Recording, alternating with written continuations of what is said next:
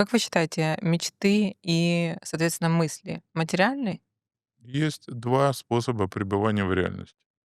Иллюзия, и в иллюзии ничего нельзя сделать. И реальность, в которой вы имеете все инструменты для того, чтобы в ней что-то производить, что-то с ней делать. Мысль, безусловно, материальна при одном условии, если я в реальности. Понятно, что мы еще говорим о творческой фантазии, когда мы творим, и то, что у нас появилось в области воображения, мы потом притворяем в жизнь. Такое тоже возможно. Наши мысли, нам принадлежат или все таки это исключительно поле? Мы периферическое устройство, есть очень старые работы.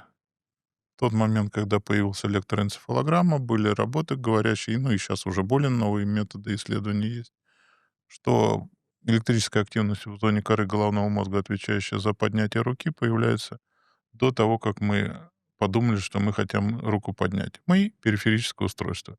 Вопрос, как обычно, очень простой, где находится Останкинская телебашня. И мы видим, что мы просто часть матрицы. Это немножко обескураживает. Ну, как есть, но это же не уменьшает ценность того, что нам дали жизнь.